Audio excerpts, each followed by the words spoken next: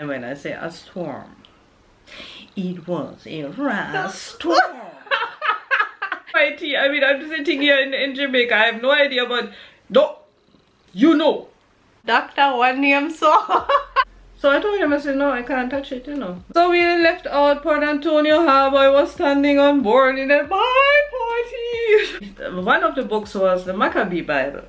It was a lake and river boat. There with a machine gun pointing on my pregnant belly. And I was like, we were all like, dying.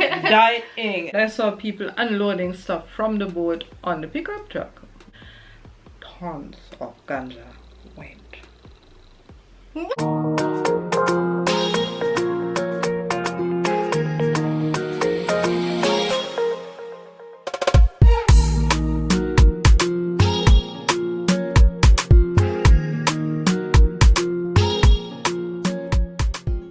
Hey my lovelies, welcome back to my channel. It's your girl Mel, and I already know if mommy decide on me what time it is, right? It is story time with mommy. Anyways, I'm so sorry for last week Thursday. We couldn't upload a video because, you know, there were some stuff happening out of our control, but this time you're getting, you know, I asked mommy to give you guys a longer story time. I'll try. She'll try. So I definitely told her that you guys want longer story time, so I'm going to try and give you that. All right, so mommy, yeah, you can just jump right in. Okay, we're ready. Disclaimer: the stories that I'm going to tell in this series are my experience, my truth, and my point of view over the past 38 years that I have been in Jamaica, and it's in no way intended to slander any person, the culture of Jamaica, or the island as a whole. Hi Mel's lovelies, back again. Yeah, in the last episode we stopped with my husband leaving me. So as you can imagine, I was not really feeling very good about the situation. I was very, very sad because actually up to this day I do not know why things happened that way and why he left so sudden, because I never got an explanation up to this day. So I wasn't feeling very good going about my business still, of course, having my two sons to take care of. I was living all by my lonesome up in the house with my two children. And my little, how to say it, my little retreat of all the stress and work and loneliness and so on was to go in the Huntress Marina, which was across our shop. A small marina with wooden building, bamboo, really nice and rustic, and I would spend some time there and sit down, and my children could play around on the docks and stuff like that. And of course we would meet sailors and other people coming there and get into some conversation and stuff. So that was my after work place to go sometime, or on a Sunday or something. Meanwhile on the work side there was nothing much happening. The business wasn't all that and we weren't really doing that good. But what happened though in that time is that I got introduced to esoteric, or let's say spiritualism. Because I mean, of course, when you are in a situation like that and you have no explanation why things happen, you start to think, it's like, what is going on? I mean, what is the sense of being alive? Why are we even here? You know, it's like you try to find an explanation for your entire existence, basically, right? And one part I learned in that time is things will be brought to you when you need them. All you have to do is accept it and take it. I mean, many people ignore these things and just go about their business and never get those things offered again. But in my case, I was in a state of mind. I said, anything that happens, I will be open for it. So first of all, somebody came, I don't even remember who it was, it's so long ago, but brought me 2 books. One of them was Out on a Limb from Shirley MacLaine, where she described her experiences with, she went to where was it again? I think Peru, and had some very spiritual experiences there. So I read that book and I was like, oh wow, that might explain some of the things. Like, for example, we have that in many religions, like karma, in Buddhism and other things. It's like nothing happens without a reason. Mm-hmm. And if we are in this world to learn. So if we kind of refuse to learn because we just don't think it's necessary or whatever, we will be pushed to it. That one way or the other, you're going to experience it. Exactly. And what goes around comes around as well, you know, because that was like kind of a solace to me, because it was like, no matter who do me wrong, one day they will feel it, you know, and that, even if not from my side, but it will come back to them, and you will not believe. I mean, I'm older now, and it works. It does work, not in all cases, but in many cases. And so all these thoughts and this kind of experiences life from another angle now. For example, I started to believe in reincarnation, because I mean, what makes more sense than our soul energy that we have, and that our soul is leaving our body when we die? Where would it go? So why would it not be reused, if you want? Because no energy on this entire earth physically, just physically, is ever wasted. It changes, but it's not gone. So why would our souls be gone? So it was in that time that you started believing. I started to read more and more about it, and it made more and more sense for me, and it was really a big help, because I was so desperate. I couldn't believe, you know, it was like, what on earth did happen? What truck did lick me? Which big truck licked? There was a huge truck that licked me, and I had no explanation. So these things happened around that time. And then one day, this older Jamaican man come into my shop and introduced himself. And he said, okay, my name is, I can say the real name now, Shadow. And I'm from Moortown, and I'm the biggest Obeah man in Moortown. And he looked at me and said, and you know, you know, I can teach you. I want to teach you. And I was like, oh my God, what's happening here? And I was like, okay, you know, and then he said, tomorrow I'm coming back and I'm bringing some books and you start to learn. What the hell? And I was like, but I'm a whitey. I mean, I'm sitting here in Jamaica. I have no idea, but no, you know.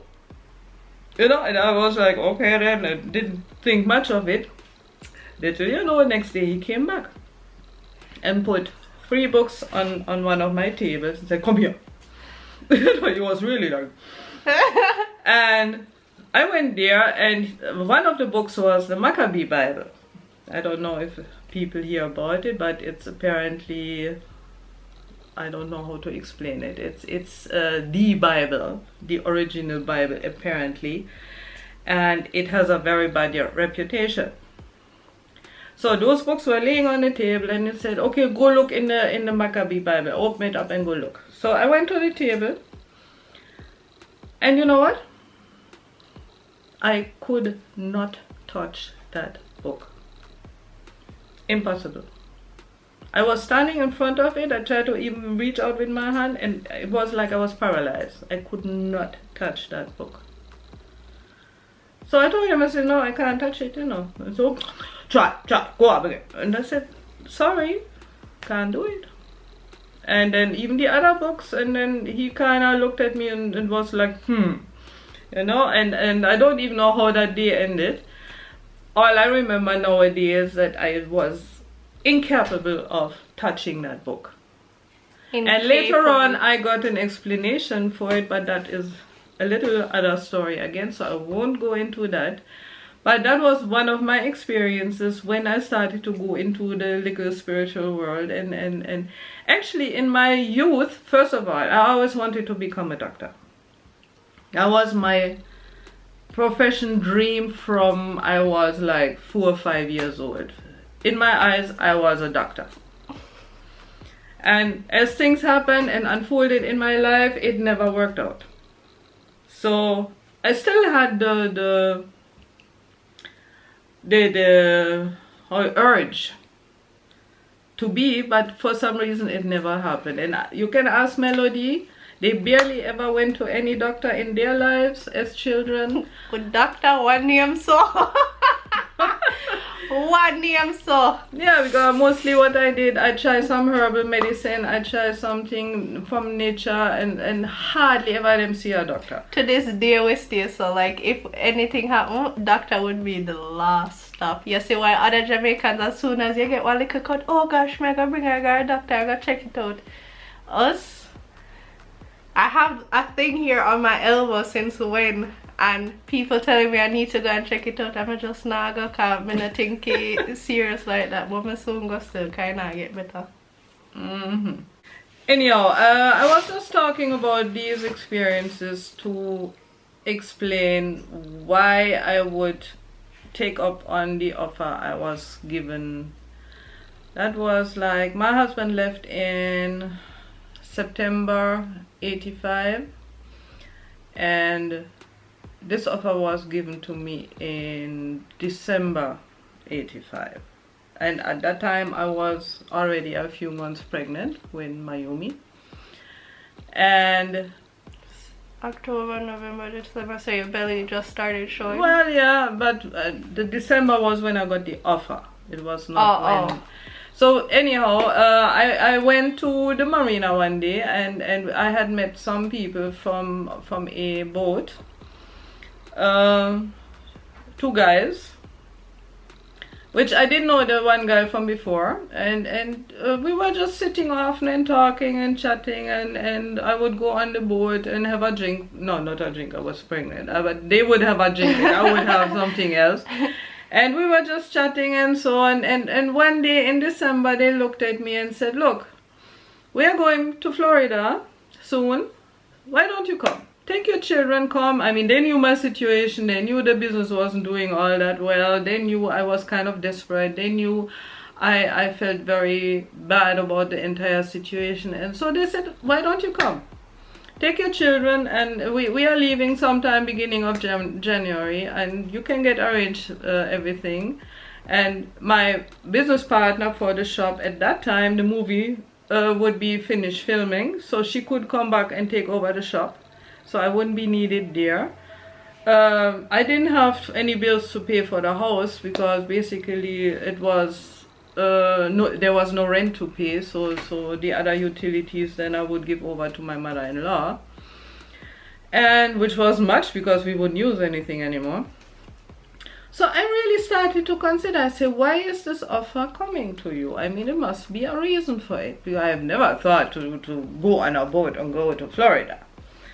And then I finally said, okay, maybe I had made the experience coming to Jamaica already that it helps solving turmoil in your head. And I felt like I was in a spiral or in a circle that couldn't be broken at the time. And I needed to break that circle to come out of this feeling of grief and depression and so on. And I said, so this offer obviously was made to you in order to change your environment, at least for a while, and get out of this vicious circle.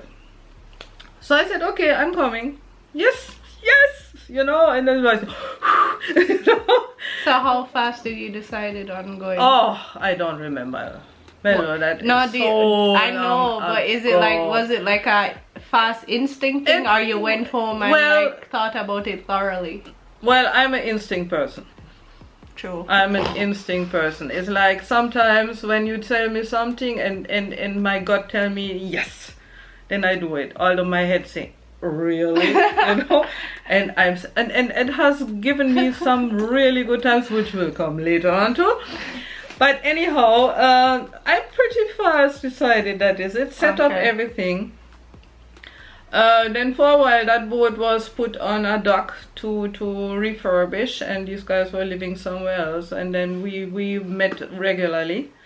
So in the beginning of January then, the date was set. I don't remember the exact date, to be honest, but the date was set. I packed my bags for me and my 2 sons, nothing much, just to go over, and then we entered the boat, and what happened, we left at night. Because evening is said to be the best time to leave anyhow, because the sea is calmer in the evenings. So we left out Port Antonio Harbor. I was standing on board in a bye party. It felt weird. My sons were all excited. Yeah, we're on the boat trip. We're on the boat trip. So we left out and traveled for a few hours when a storm started. And when I say a storm, it was a rust storm. You know, I mean, the waves got higher and higher. Now I have to say that boat we were on was not constructed for oceans. So it was a lake boat, lake and river boat, which means the keel was not as deep as the normal ocean able boats would be, but it was more flatter. So of course the waves could do with us whatever they wanted. Not only we went like this, we went like this as well. And I mean, after a few more, not even hours, maybe 1 hour, all of us but the captain got seasick. Would I get seasick within 5 minutes? God, seasick. I mean, my 2 boys were lying down, and that's the last I saw from them, basically moving for 1.5 days, because that's how long it took us to get out of that storm. So at one point in time, 1.5 days, the captain alone was at the steering wheel fighting the storm, and he was, I mean, he was excellent. I admired him, but of course he was getting hungry. And he said, Samina, I need a sandwich. And I was like, all the time already. I said, oh my God. So I got up from we were laying on the side benches in the boat.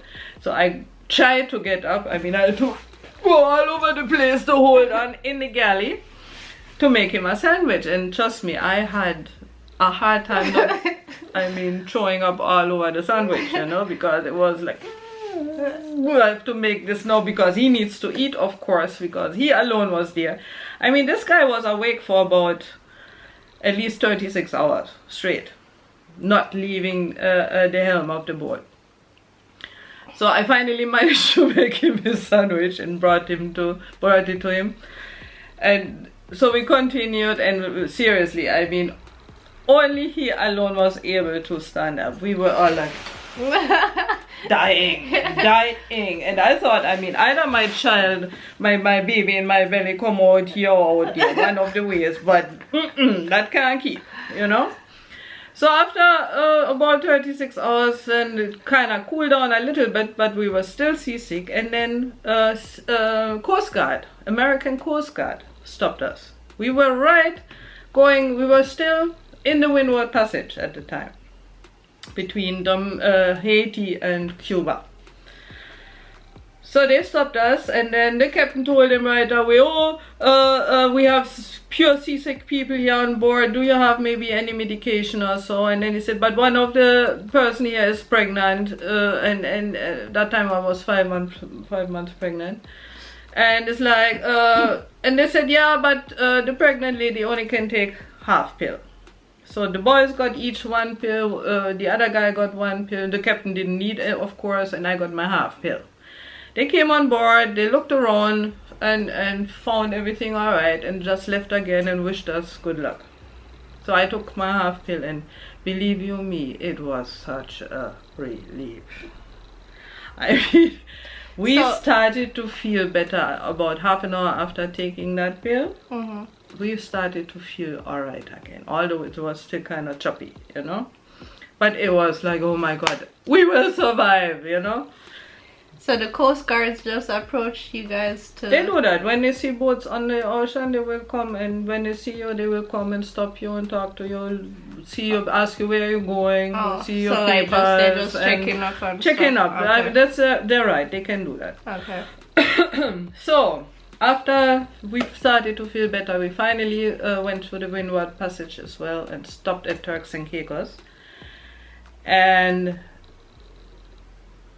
went on the main island, and then we needed some provisions still, because Jamaica in 1986, beginning of 1986, you didn't get much in the supermarkets.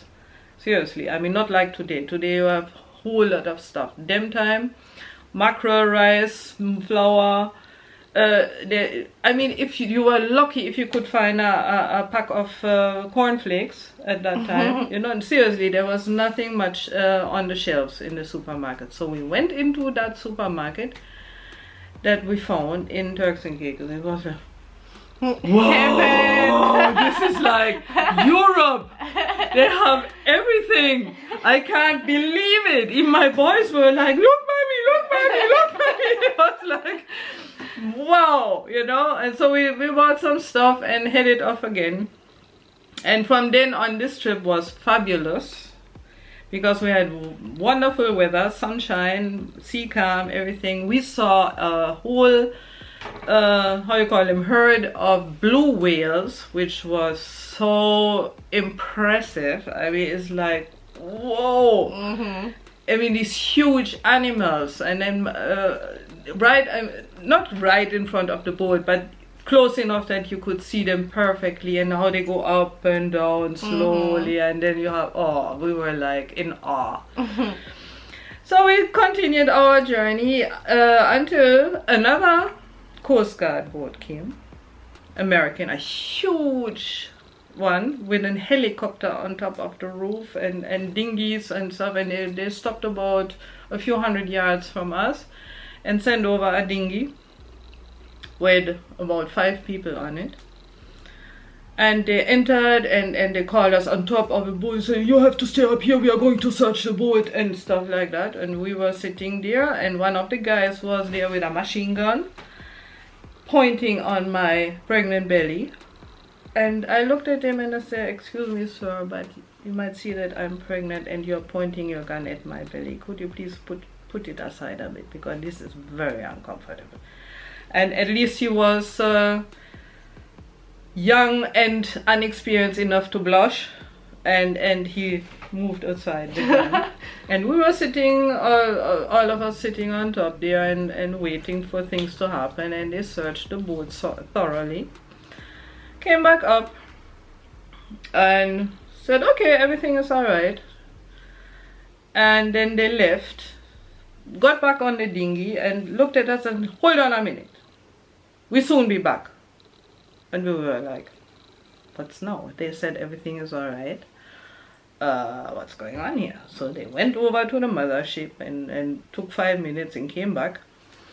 And what they did is handed us some stickers of their boat and said, that's for the boys. Aww. And we were like, what the heck? We're afraid, because this is what we did wrong. Now what's going to happen? That's for the boys. So we were like, thank you very much. The boys were happy to get them too, so everything was fine, and we could go on about our business. And I do not know the timing anymore. I only remember the trip as being very pleasant from then on.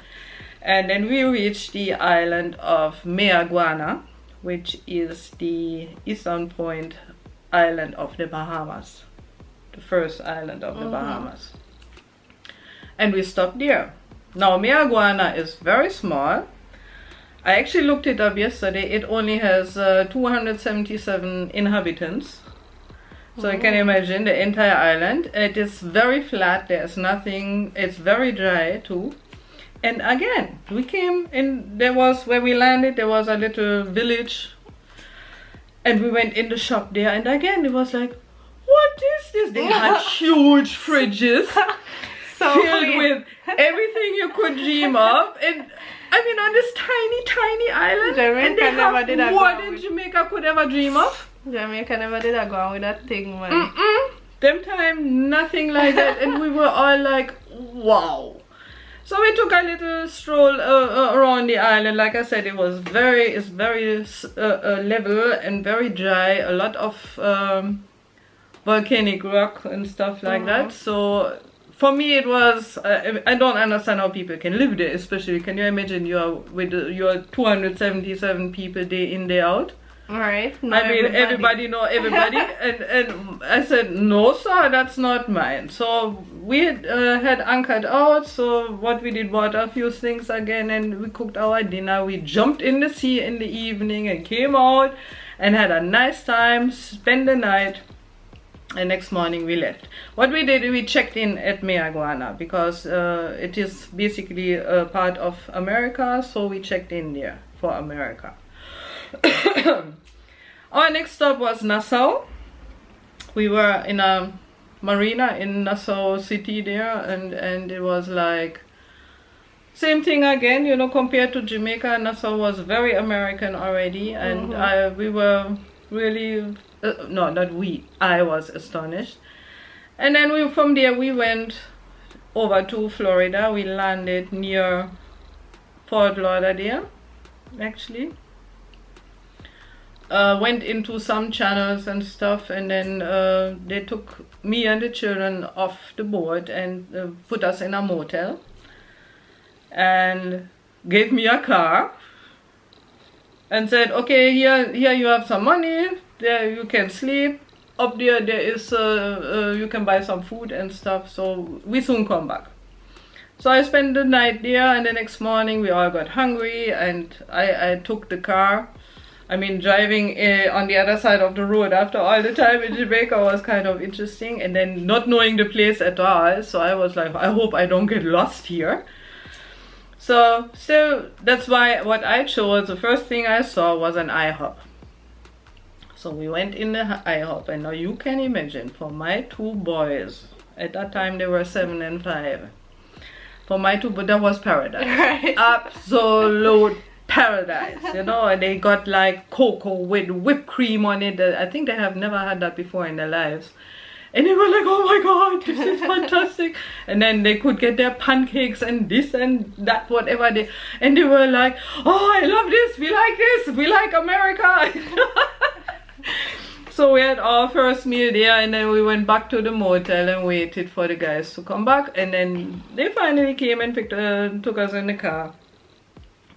Brought us to another little, it was not a marina in the sense, it was like a wharf. And there I saw our boat kind of out of the water, put up on land, and I said, why it's out of the water, you know?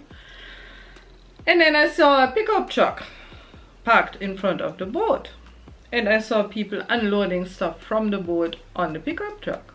And that is, I mean, I kind of had an idea from before, to be honest, but I never officially was told, but that is where tons of ganja went.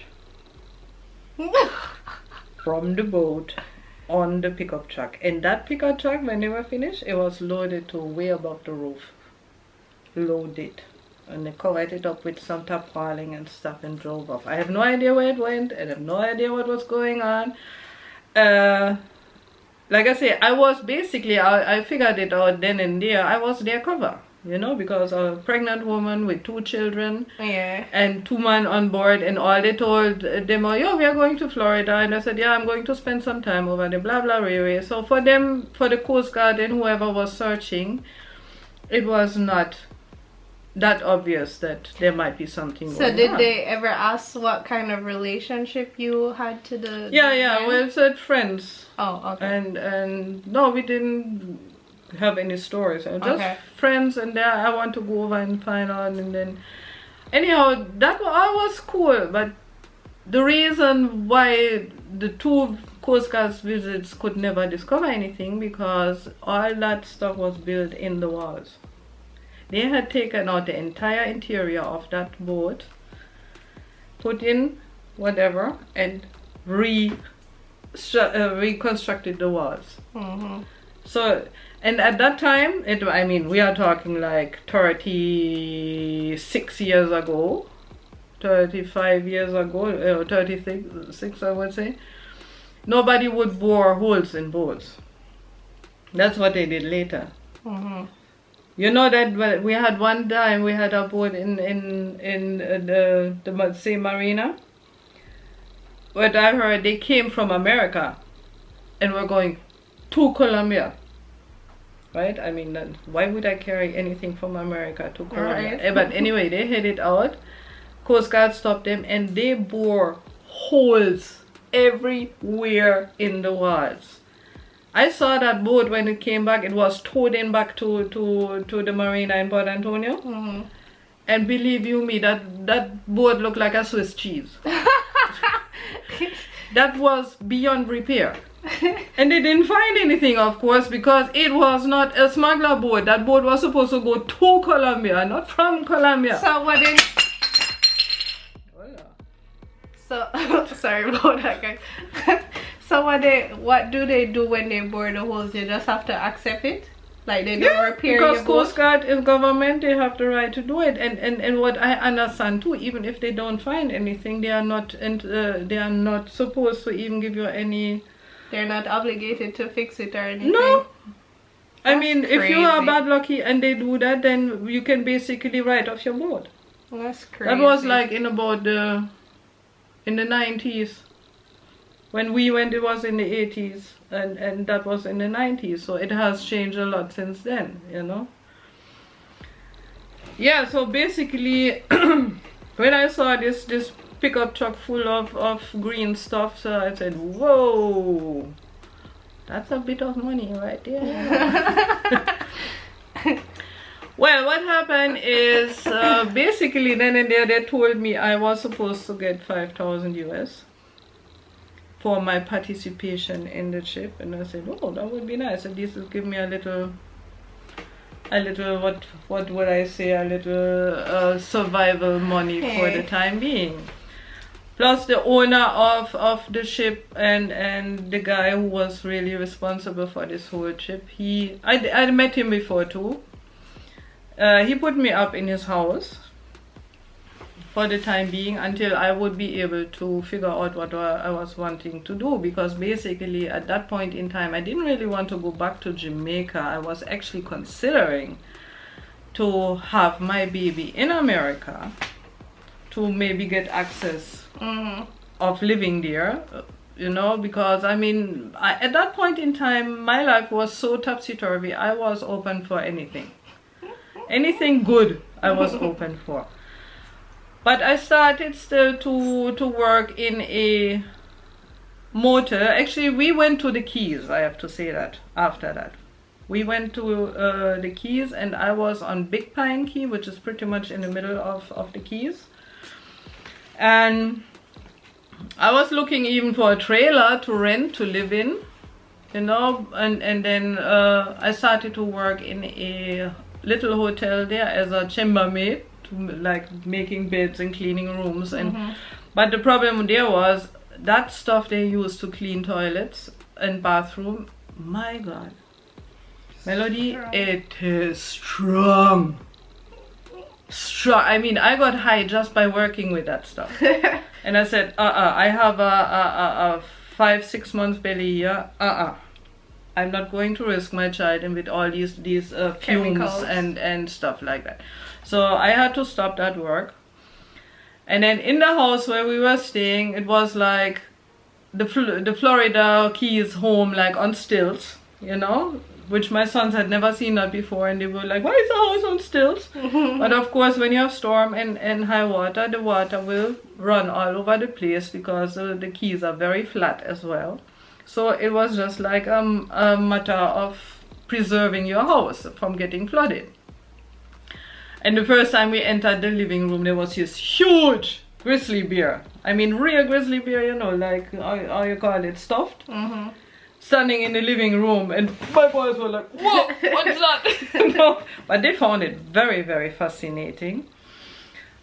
As well as a big billiard table standing there, and my children were in 7-7 somehow. I mean, they loved it all there. They found children to play with, and they were happy.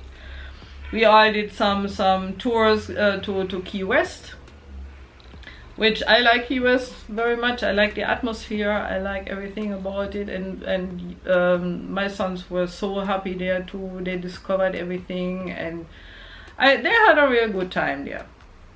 But what happened after I was there about like 3 weeks or so, when suddenly I got homesick. When I say homesick, to Germany, I was like, can I really stay here for another 3-4 months to have my baby? I didn't have any insurance, of course, neither. I was German still, so I didn't have any papers really, and I got so upset, and I was like, no, I didn't want to go back to Jamaica at that point in time. I was like, Mommy, I want to come home, and I called her and said, Mommy, I'm in America here right now, but I want to come home, and she said, yeah, Mom, of course, come. I mean, my mommy was always very, very, very supportive of everything I did. A wonderful woman in that respect. So what happened then, I went to the owner of the house and said, I want to go home. So, are you paying me a ticket or something? Mind you, they did promise me $5,000, which I never saw. Up to this day, I never see them. But he was said, okay, I will pay you a ticket, no problem, of course. You know, I think he was kind of glad to let us go too, because Yasha and Nikki were kind of chaotic little boys in his house. So I remember one day they pulled down a curtain rod from behind the bed, and I mean, that was basically screwed in the wall. So I mean, the whole thing came off, boom, you know. What the hell?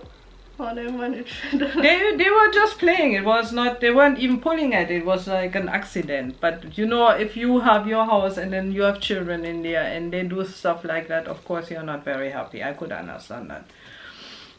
We apologize and we try to fix it and stuff like that, but still, you know, it's not the right thing to do in other people's homes.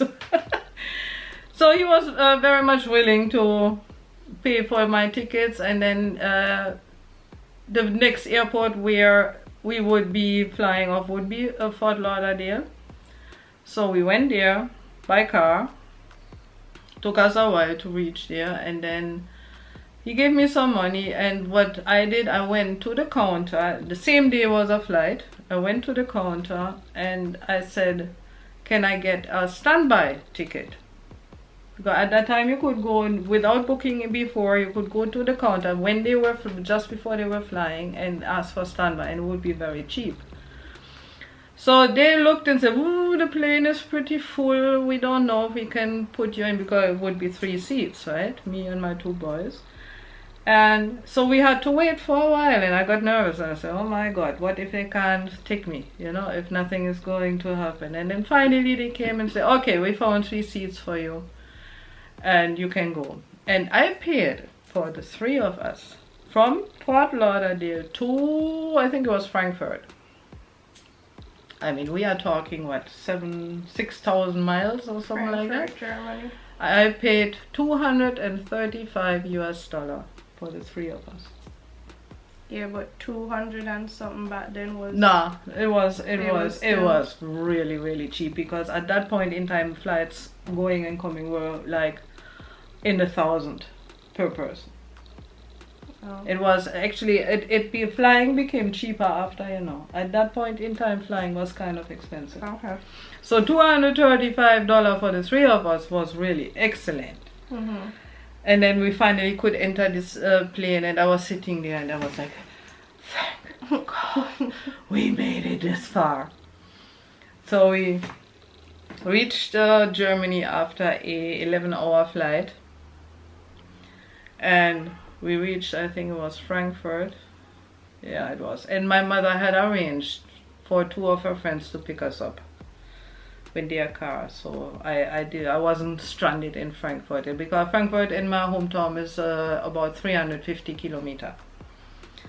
So these friends came and picked us up, and I was so happy, and they were, oh, your mother is so happy that you are coming too. And it was like, yes, Germany, here I am, and I will spend, I don't know how long here. So let's see what's going on after this.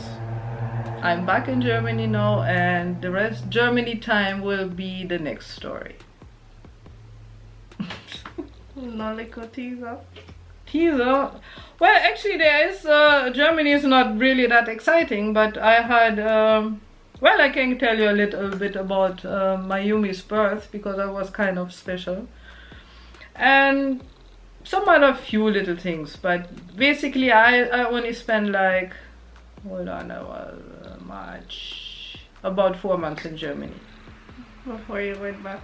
And then, of course, Jamaica had me back. Jamaica called her back. So guys, the next story time will entail her short while in Germany and what caused her to go back to Jamaica.